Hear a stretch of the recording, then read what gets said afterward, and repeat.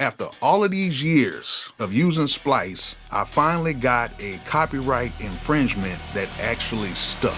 Unfortunately, this kind of thing is happening to music producers all the time. I have dealt with Splice. Not only dealt with Splice, but had Splice file a retaliatory copyright strike. I don't think Splice is going to be too happy with me sharing this information, but this is going to help you.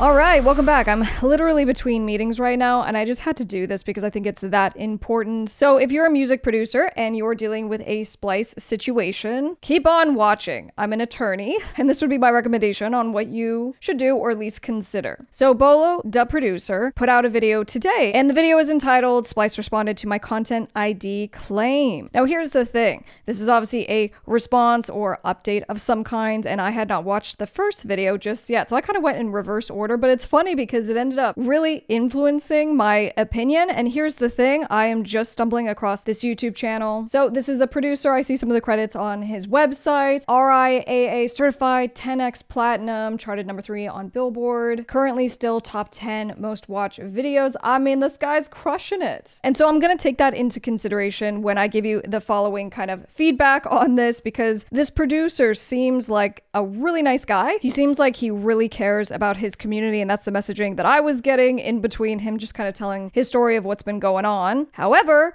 I have dealt with Splice. Not only dealt with Splice, but had Splice file a retaliatory copyright strike on one of my videos here on Top Music Attorney. But let's focus on Bolo for 2 seconds. So this is my understanding of what happened. Basically, the first video, I got a copyright claim using a Splice sample. And Bolo pretty fairly just did a video talking about his frustration on getting a claim for a sample that he had used using the Splice platform. And of course, the understanding by music producers is that you use a sample in your song, you have a commercial license to use it, so meaning you can make a new thing with the sample in your new song, and then hopefully not run into any issues like content ID claims. So what happens to music producers using samples sometimes is that they use the sample, well, the sample has been used in other songs. And so what Splice has literally told me directly is that they do whitelist all of their samples. So what that means is that they literally like give copies to YouTube and say, hey, for all these samples, when your automated software goes and scrubs through new music that is uploaded, when it finds these samples, right, don't pull down the music for copyright infringement. It's okay because we're licensing out the use of these samples. So that's what Splice has said it does to try to mitigate this issue, because this is not the first time this happened to a music producer.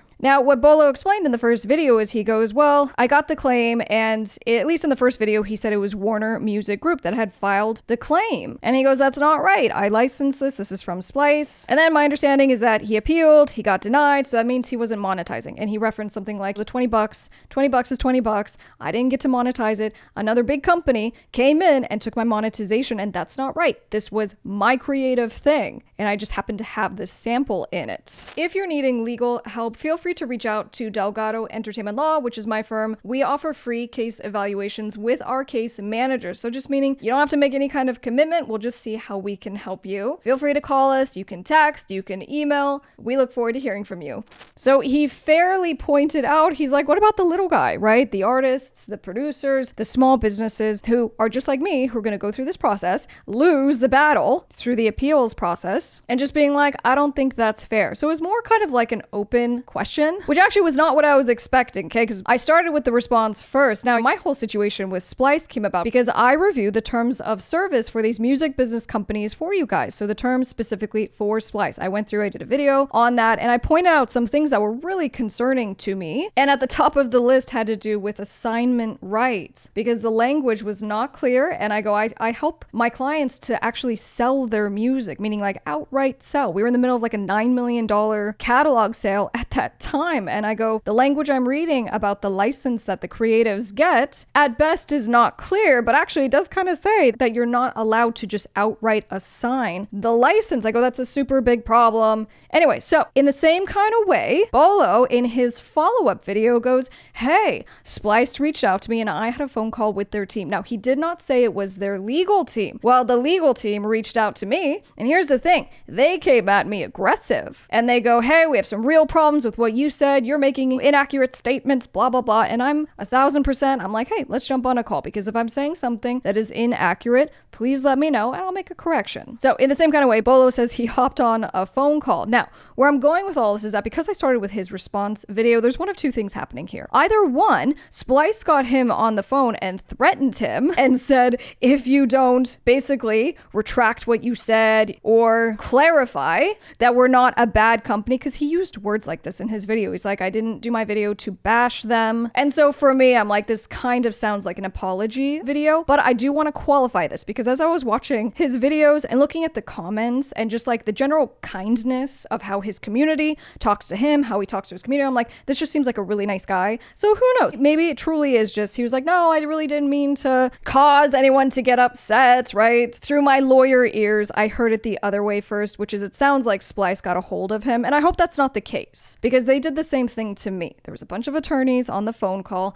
and what this ended up being was that they just disagreed with my analysis, but I was right. So anyway, I ended up doing like an update video, except I didn't pull any punches, because I'm not going to cower to a company that threatens me. So I did a follow-up video clarifying some of the things that they were like, oh, this is how we do it, even if it says something different in the contract. And they didn't like what I said so much that they filed a copyright strike on my video. So anyway, that ended up being just a real big thing, to the degree that there was a real attempt, I felt, to kind of bully me into submission. I just kept going. I pushed through it, and then they did end up retracting that copyright strike, but I think it's because the whole thing just kind of blew up. Now look, I mentioned that because I think what Bolo said in the initial video, which I was like, oh my gosh, he must be saying that they're a bad company. I thought the video that he did was totally fair and just being like, this situation happened to me. This really sucks because now I've lost my monetization. And I'm just wondering if this company that literally says, hey, you can do this thing, is going to come to bat for its creators using its service. And I understand what he's talking about, because Splice has this, what they call a certified license for every sound that you download in your account. You can download this document, and it's because this problem does come up pretty frequently. And it's because other producers will distribute a song containing a sample. So even though it's been whitelisted, it now gets back into the Content ID system because someone else uploaded the song. And so there will be claims by other producers who are just using the sample. So it's understandably a frustrating situation, and Splice has tried to help with it by being like, hey, we're going to give you these licenses, so then when you do appeal or you have to explain what the problem was, or that you do have the right to use the sample, now you have a document, right? And actually, come to think of it, that was one of the key factors, because in my update video, I had showed this certified license so I could show you guys how to help yourself, like where to go into your account, and then once you download the document, what it looks like. And they came back after they had filed that strike, and they tried arguing. They're like, well, it's because you showed the certified license, which is our confidential information. To which I responded, hey Splice, literally the YouTube video that you have called compulsory license, where you literally show your own license in your own video. So that argument's not gonna fly. So going back to my promise of what I said at the beginning of this, which is, if you're a producer and this happens to you, what do you do? Well, that's why I mentioned the certified license is you try to appeal it. Sometimes there isn't a place to upload a document, right? So that makes it really challenging, because all you can say in the little chat box is, I downloaded a Splice sample. But I do want to go a step further, because remember, I told you that I had reviewed their terms of service. Now here's the thing. I was on their website taking a look at this, and I see that they updated their terms of service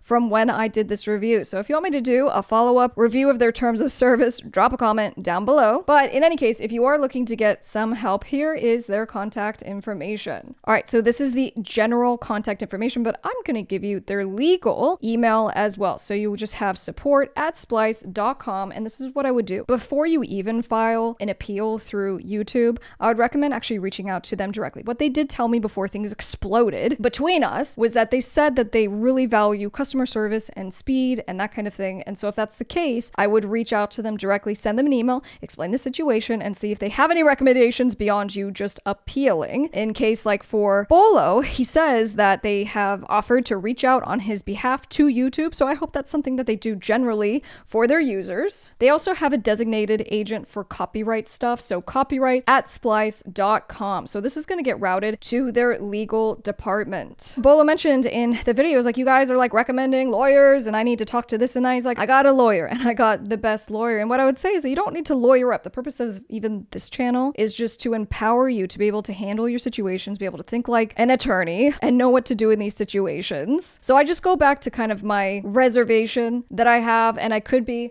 totally wrong in this. I just would be so disappointed to learn if Splice, in reaching out to this producer whose mission is to just help creatives in expressing something that he had been through that other people can actually learn from, and if they threatened him and said, you better take back what you said, and that's why now in the follow-up it's just a lot nicer. I didn't mean to bash. The problem isn't really Splice, it's Content ID. I'm sure he's an amazing, nice person either way. But in any case, I gotta get back to work. If you found this video helpful, it's dedicated to helping you and your music career. So subscribe right now, and I'll see you on the next one. I'm top music attorney, Miss Crystal.